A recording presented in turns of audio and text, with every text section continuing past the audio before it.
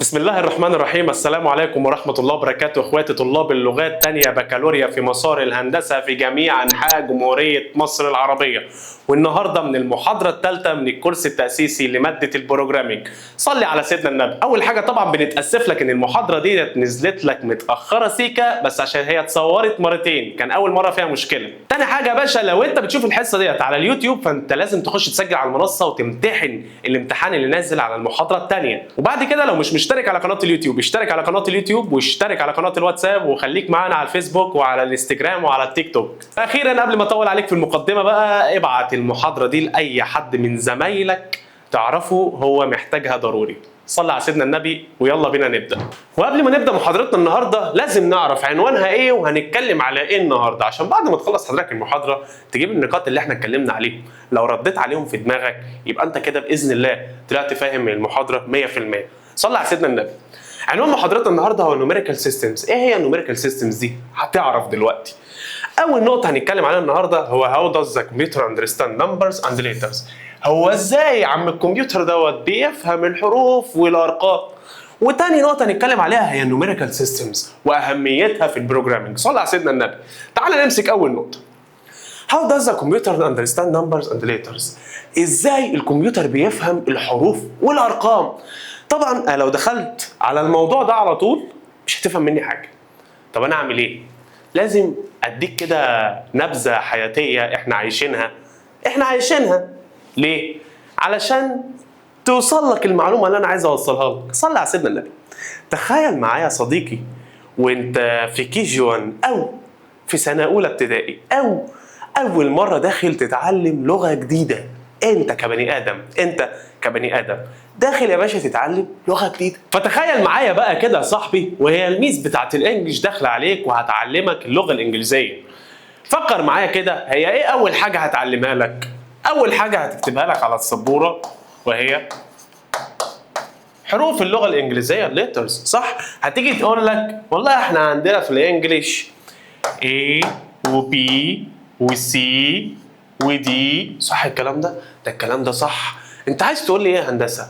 عايز اقول لك ان هي بتبتدي معاك وتتكلم معاك وبتفهمك.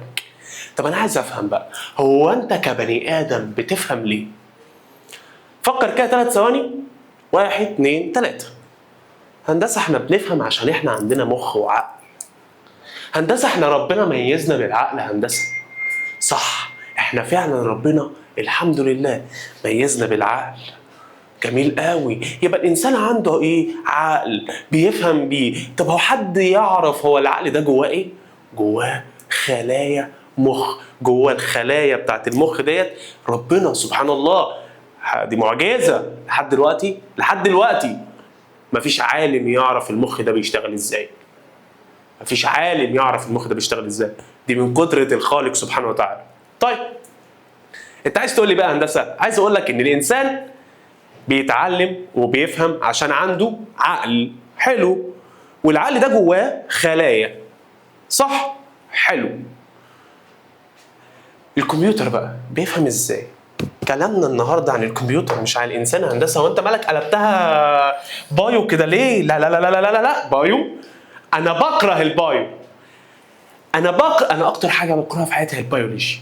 اكتر حاجه بكرهها في حياتي. حلو؟ فتعالى بقى نفكر سوا.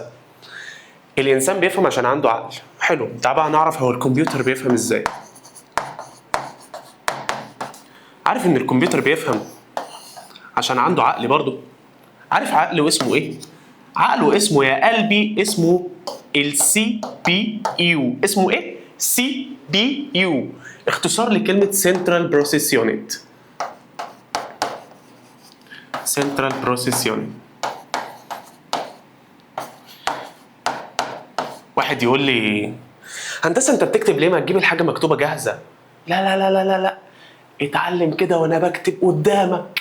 تذاكر تلاقي المعلومه ثبتت في دماغك. اسهل ما عليا ان انا احضر البي دي اف واجي واشاور لك، لكن انا عايز اكتب قدامك. عارف عايز اكتب قدامك ليه؟ عايز اكتب قدامك عشان انت تبقى فاهم. مع ان ده ممكن انا وانا بكتب مثلا اسهو فانسى حرف من الكلام ولا حاجه تفتكرني مش عارف اكتبها، بس لا، انا عايز اكتب قدامك علشان كل معلومه توصل لمخك وهي بتتكتب قدام عينيك كده، فاهم؟ حلو. يبقى الانسان عنده مخ، الكمبيوتر عنده السي بي يو. هو ده مخ الكمبيوتر يا هندسه؟ مايند اوف ذا كمبيوتر؟ لا لا لا لا لا، مفيش حاجه شبيهه لحاجه بيعملها ربنا. ده احنا سميناها مايند اوف ذا كمبيوتر، اللي هو السي بي يو، لا سنترال بروسيس يونت، اختصار لكلمه ايه؟ سنترال بروسيس يونت. حلو قوي. طيب السي بي يو ده، اسالك انت سؤال بقى، هو الانسان عنده مخ، العقل جواه ايه؟ قلت لك خلايا، صح؟ حلو. السي بي يو ده بقى جواه ايه يا هندسه؟ قال لك جواه حاجه اسمها ترانزستورز، مجموعه ترانزستورز صغيره صغيره صغيره. اصلا السي بي يو ده عامل ازاي يا هندسه؟ السي بي يو ده مكعب صغير جواه حاجه اسمها ترانزستور، اللي هي ترانزستور هنا، ترانزستور هنا، ترانزستور هنا، ترانزستور هنا، ترانزستور هنا. هو ده المسؤول عن السي بي يو، تشغيل السي بي يو. طب هو ده بيفهم ايه يا هندسه؟ ده قال لك خدناها في الحصه اللي فاتت ان هو ما بيفهمش غير الماشين لانجوج. الماشين ايه؟ لانجوج. حد يفكرني، حد يفكرني، حد يفكرني والنبي، هي الماشين لانجوج دي كانت عباره عن ايه؟ كانت عباره عن ايه؟ انا افتكرت يا هندسه، انت قلت لي كانت عباره عن الزيرو والون. عباره عن الزيرو والون يا هندسه. ايوه يا قلبي، عباره عن الزيرو والون. وقلت لك ان الكمبيوتر ما بيفهمش غير الزيرو والون. والزيرو يعني اوف، والون يعني اون، شغال. عارف، فهمك انا حاجه جميله قوي قوي قوي قوي. بص يا صاحبي، صلي على سيدنا النبي. اللمبه اللي في بيتكم، اللمبه اللي في بيت سيادتك دي اهي، لمبه اهي. طبعا ما بعرفش ارسم، فاهم؟ فتخيل انها لمبه عادي. اللمبه دي ليها احتمالين تانيين غير انها مطفيه او شغاله. مطفيه او شغاله. مطفيه يعني اوف، يعني زيرو. شغاله يعني اون، يعني 1. حلو قوي. هندسه انت عايز تقول لي ايه؟ عايز اقول لك ان الترانزستورز ديت ما بتفهمش غير ال1 وال0. حلو.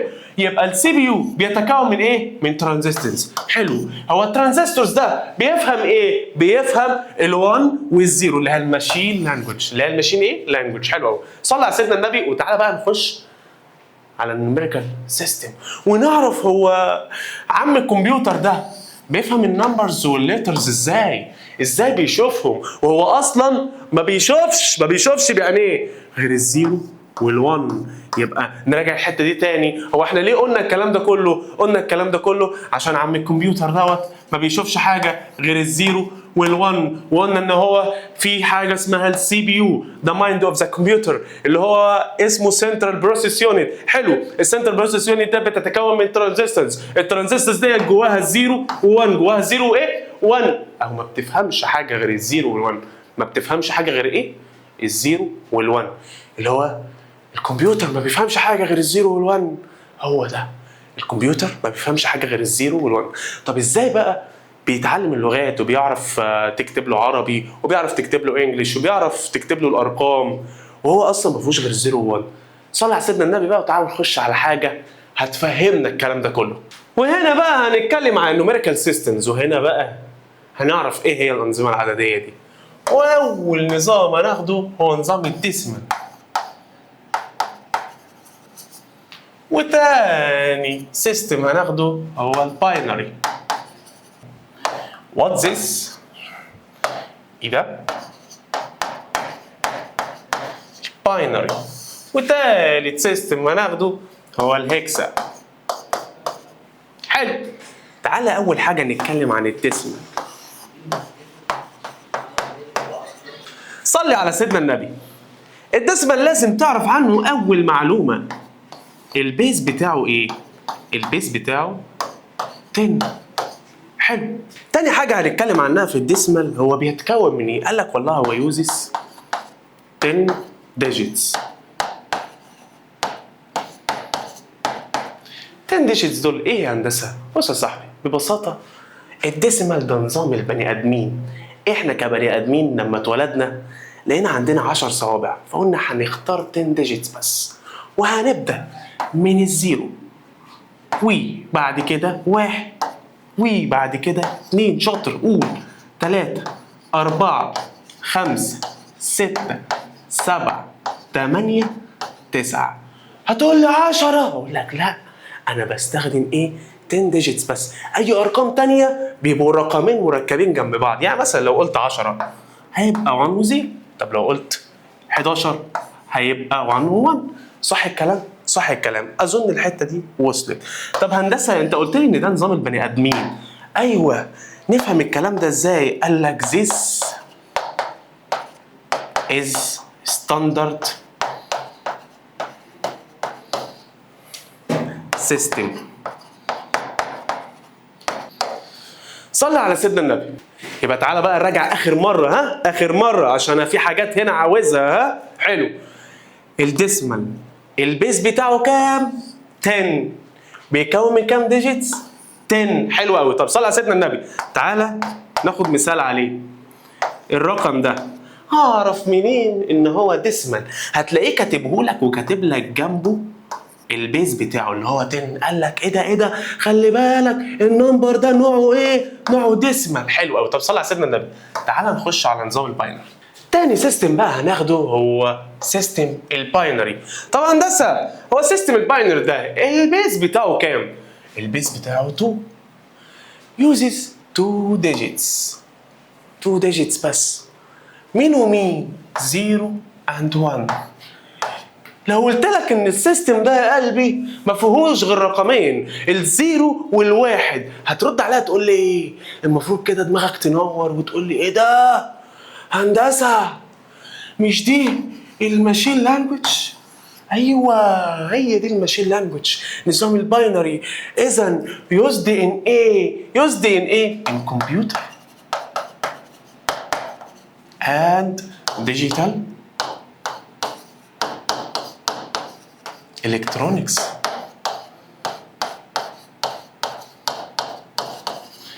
يبقى تاني انت عايز تقول لي يا هندسه ان الديسيمال ده كان نظام البني ادمين لكن الباينري ده نظام مين نظام الماشين حلو قوي صلي على سيدنا النبي هندسه لحد دلوقتي ما فهمتش هو الكمبيوتر بيفهم الارقام ازاي تخيل معايا ان انت كتبت رقم 6 للكمبيوتر وقال لك بنظام الديسيمال هل الكمبيوتر بيشوفه 6 لا بص الكمبيوتر بيشوفه ازاي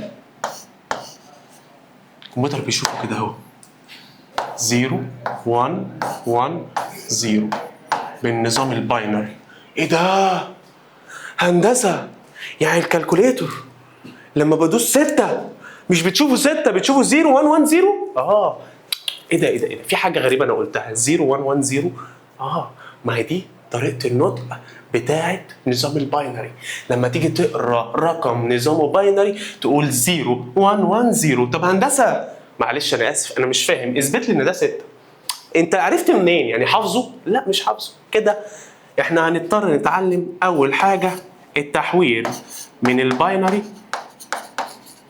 تو ديسيمال صلي على سيدنا النبي طبعا التحويل ده انت خدته في سنه اولى ولو انت ما خدتوش في سنه اولى وما دام انا بقوله في الكورس التاسيسي اذا فهو مهم جدا جدا جدا ويا رب تكون فاهم مننا حاجه صلي على سيدنا النبي لو فاهم مننا حاجه بقى انزل اكتب لنا كومنت حلو ولو انت مش على المنصه خش سجل على المنصه وطبعا يعني قول لنا بس رايك في المحاضره ايه حلو صلي على سيدنا النبي والله تعالى ناخد شويه امثله عايزين نحول من الباينري تو ديس ماشي تعالى يا عم نكتب شويه اسئله والله انا عايز احول الرقم ده اهو ده باينري حوله تو ديسيمال والرقم ده والرقم ده ادي يا هندسه 3 اسئله لو انت راجل حلهم مين ده انا ياض ما طبعا راجل ان شاء الله وهحلهم واوريك وباذن الله هتفهم والله حلوه دي تاني حاجه الرقم ده لو انت راجل بقى حله وريني تعالى اوريك صلي على سيدنا النبي ناخد اول رقم 1001 1001 ده باينري عايز احوله لديسم ماشي اول حاجه هاخد الرقم وهكتبه اهو وهكتب تحته البيز بتاعت نوعه. هو البيز دوت بتاع نوعه ايه؟ 2. هكتب هنا 2 وهنا 2 وهنا 2 وهنا 2. اخر حاجه الباور. اخر حاجه الايه؟ الباور. رتب الباور وحطه اهو. تعال هنا 0 هنا 1 هنا 2 هنا 3. ايه ده تاني يبقى حطينا البيز. تاني حاجه حطيناها الباور. يبقى حطينا البيز. تاني حاجه نحط الباور. يلا بالترتيب 0 1 2 3. حلو قوي. طيب خلاص بقى خلصت كده خلصت هندسه. والله خلصت. تعال اوريك بقى. اخر حاجه هتتعلمها معانا اللي معاها 1 دي بتاعتنا ونخلي بالنا منها. اللي معاها 0 مش معانا. اللي معاها 0 مش معانا، ما تحطهاش في دماغك اصلا. اللي معاها 1 معانا. طيب تعالى بقى على الآلة اكتب 2 باور 0 بكام؟ ب1. طب 2 باور 3 بكام؟ ب8. 1 بلس ايه بكام؟ 9. يبقى الرقم ده بكام بالديسيمال؟ 9. كده انا خلصت اول تحويله. هندسه انا حاسس ان انا فهمت، بس عايز اكد على المعلومه. اتقل ده اتقل هو المحاضره ما خلصتش لسه. ما مديك 3 ليه؟ دي اول واحده. فاضل تاني واحده. يلا بينا مع بعضينا بقى. ايوه تتكلم معاه الله يبارك لك. اتكلم معاه الله يبارك لك. اتكلم معاه الله يبارك لك. المساله الثانيه كانت ايه؟ 1 0 1 1. يلا بينا. 1 0 1 1 بالباينري. عايز احولها تو ديسمال. يلا بينا. اول حاجه نكتب الرقم اهو 1 1 0 1. تاني حاجه نحط البيز. 2 2 2 2.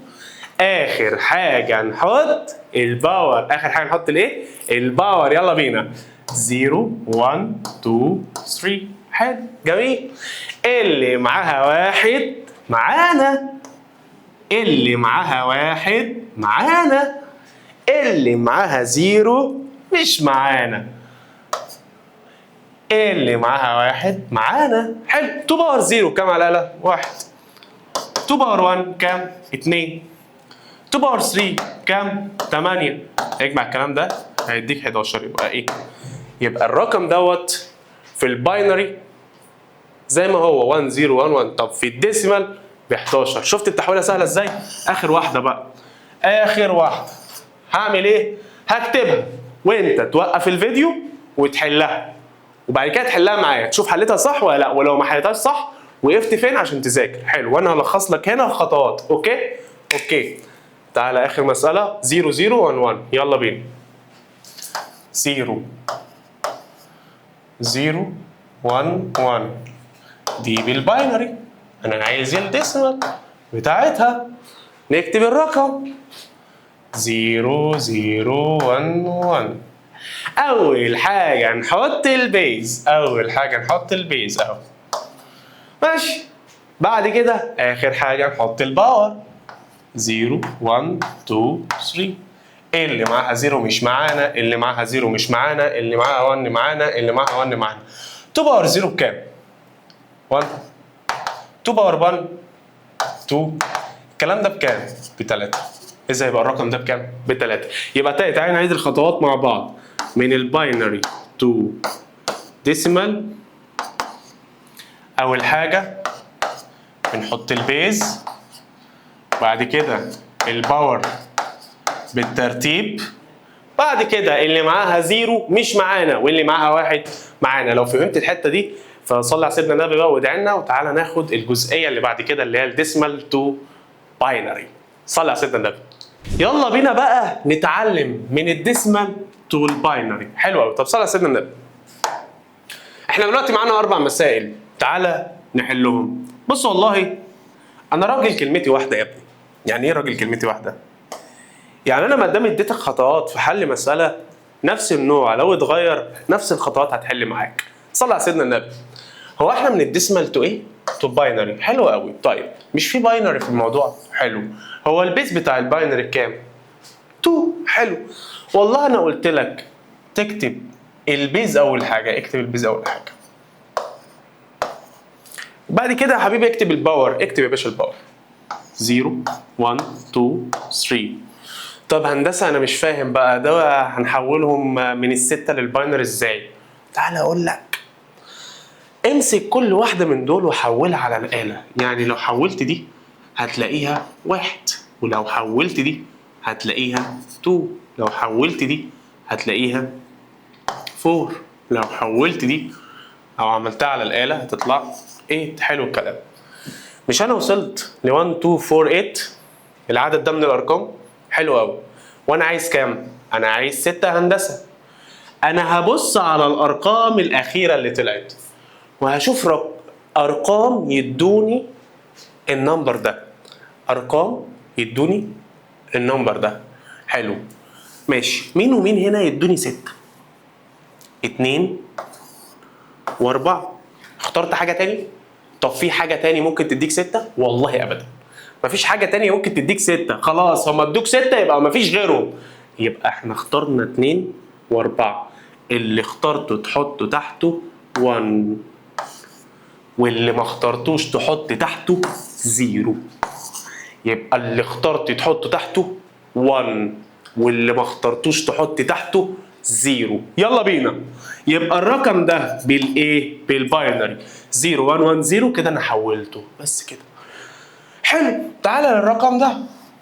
سهله ان شاء الله، سهله باذن الله، مفيش حاجه صعبه ابدا باذن الله. اول حاجه نحط البيز، تاني حاجه نحط الباور، ولسه هنخش على الكالكوليتور ونعملهم. طب ليه ما نكتبهم بعد ما يخلصوا من الكالكوليتور؟ اللي هي 1 2 4 8 بس اهو. اكتب 1 2 4 8 بس كده. اختار لي ارقام من هنا يدوني 10. اختار لي ارقام من هنا. هندسه 8 و2. اللي اخترت احط تحته 1، اللي اخترت احطه تحته 1، واللي ما اخترتوش احط تحته 0، واللي ما اخترتوش احط تحته 0. حلو قوي. اذا انا كده قدرت احول 1 0 1 0 اللي هو رقم 10. حلو قوي. طيب مسألة كمان. حل معايا حل معايا. حب الصبرات يا منظمة بتاعتي. ماشي. الخط ده مش عاجبني فاحنا ممكن نرجع كده احسن اهو. المسألة رقم 3 12. يلا نكتب الارقام بتاعتنا 1 2 4 8. كام يديني 12. حلو. كام يديني 12؟ هندسة 8 و 4 8 و 4 12. حلو. اللي اخترته تحطه تحته 1، واللي ما اخترتوش تحط تحته 0. يبقى ده باينري. خلاص كده حولنا. حلو. اخر مسألة دي 15. حلو. يلا 1 2 4 8. يلا يا باشا جرب. انهي رقم يديني 15؟ كلهم هندسة. 1 و 2 3 3 و 4 7 7 و 8 15. حلو. يبقى انا اخترتهم كلهم يا هندسه، انا اخترتهم كلهم. حلو. ياض عادي حط تحتهم كلهم وحايد. هو عادي؟ عادي. ايه المشكله؟ مش انا اخترتهم كلهم عادي. طب هندسه هو لو الرقم اكبر من 15 هنعمل ايه؟ هنعرف قدام. اتقل. حلو. كل حاجه هتعرفها في وقتها ونفس الخطوات. والله حلو. صلى على سيدنا النبي. نيجي لاخر حاجه معانا النهارده وهي الهكسا ديسيمال. صلى على سيدنا النبي. ايه بقى هندسه نظام الهكسا ده؟ قال لك والله ده البيز بتاعه 16. حلو قوي. يوزز 16 سيمبلز. اشمعنى سيمبلز هندسه؟ عشان ده في حاجتين، في ديجيتس وفي ليترز. ايه؟ نمبر سيستم في ليترز. هتفهم دلوقتي كل حاجه. صلى على سيدنا النبي. الديجيتس بتتكون من ايه؟ بتتكون من الزيرو تو 9. يعني جواها 0 1 2 3 4 5 6 7 8 9. ايه ده هندسه؟ مش ده الديسيمال؟ صلي على سيدنا النبي في قلبك واهدى. ما هو في ليترز، في من الاف، من الايه حتى الاف. يعني ايه هندسه؟ يعني جوه النظام بيتكون من ايه؟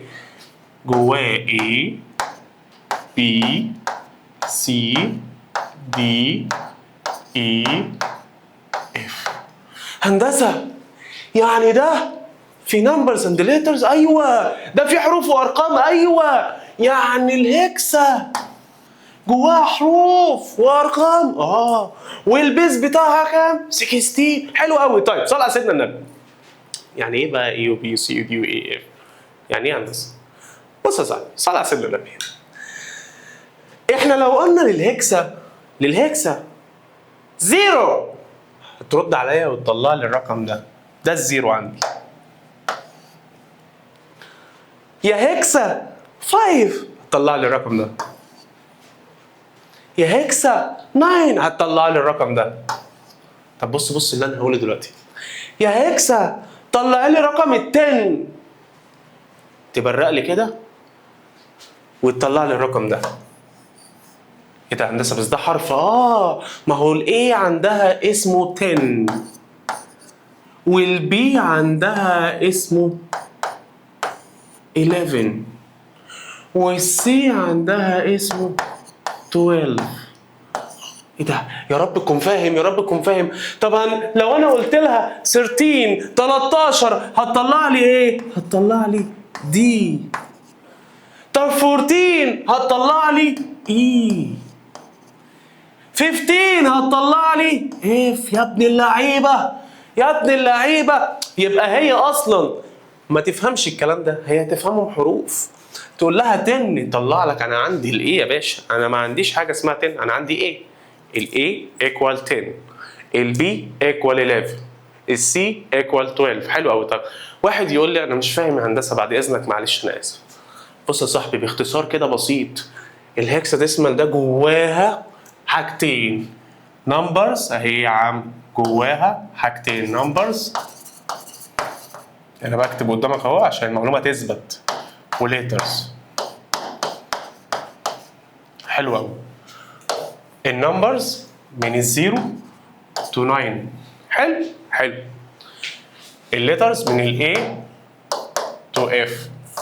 طيب انا بقى عايز افهم حاجه. الاي هي جواها اسمه ايه؟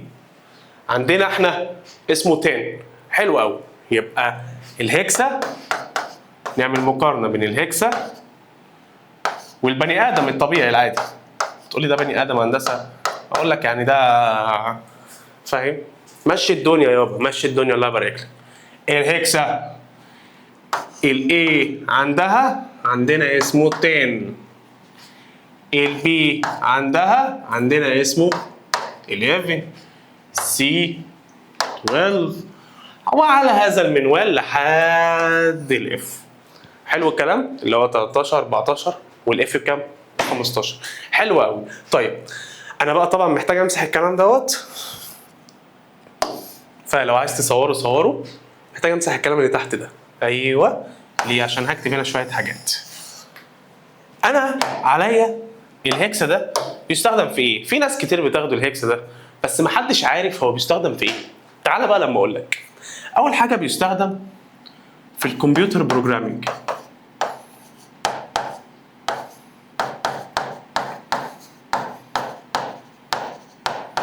الكمبيوتر بروجرامينج والكالر ويب.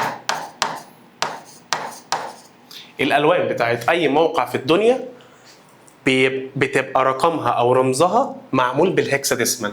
حتى لو في حد فيكم فاهم في الفوتوشوب، فاهم في مثلا كانفا، فاهم في اي حاجه من الحاجات بتاعت اللي هي مش المونتاج، بتاعت اللي هي فيها الوان، هيلاقي مثلا رمز اللون مثلا ممكن يبقى عامل كده اهو. ده رمز لون مثلا، هو الكالر ويب، او بيستخدم في الكالر ويب او في الكالرز عموما. حلو. طب الرمز ده مكتوب بنظام الايه او بسيستم ايه؟ سيستم الهكس. فهمت؟ عشان هو بيتكون من حروف وارقام اهو. حلو الكلام، حلو الكلام. طيب صلى على سيدنا النبي. وايه كمان يا هندسه؟ هو في حاجه اسمها الماك ادرس. ايه الماك ادرس ده يا هندسه؟ هتفهم كل حاجه في وقتها. انا عايزك تعرف هو بيستخدم في ايه دلوقتي بس. كل حاجه في وقتها باذن الله. انا مش عايز اصدع دماغك يا ابني. يعني انا ممكن اديك معلومات قد كده، اكرهك في البرمجه مع انها سهله وجميله. طب انا لو اديت لك معلومه في معلومه في معلومه في معلومه وانت بتذاكرها ورايا والدنيا حلوه معاك، هتحب الماده.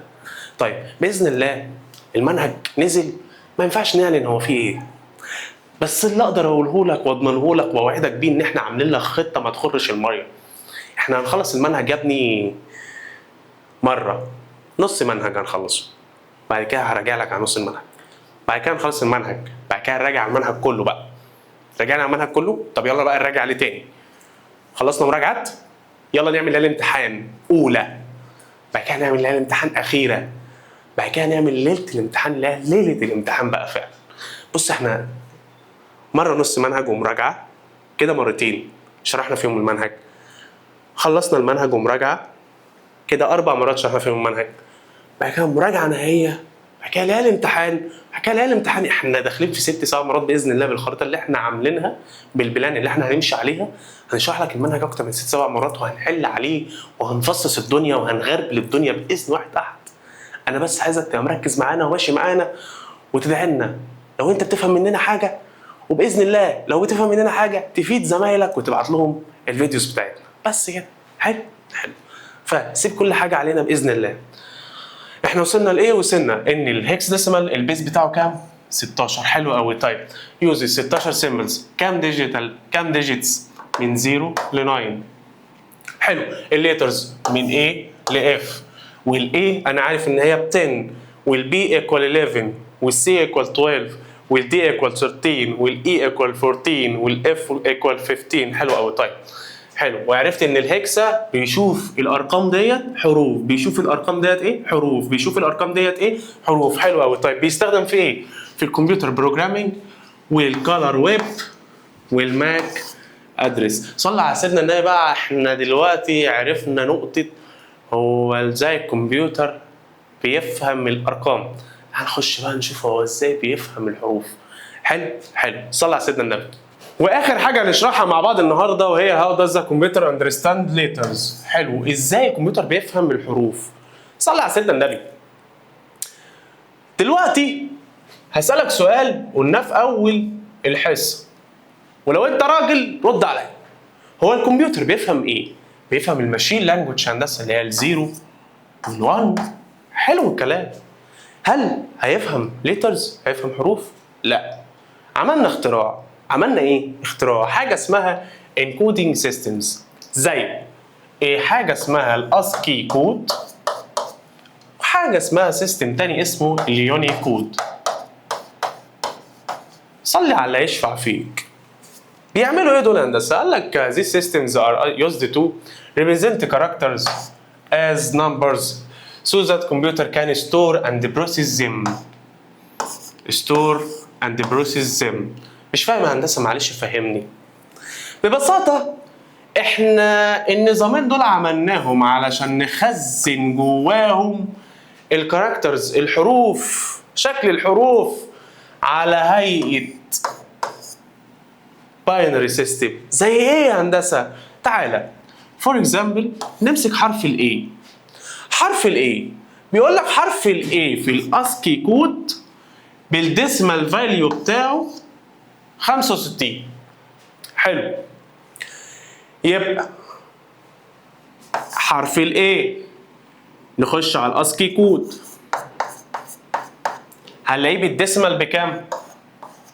65. حلو. حول ال 65 تو باينري اللي هي الماشين لانجوج اللي هي لغه الاله، نلاقيه منظره عامل كده اهو.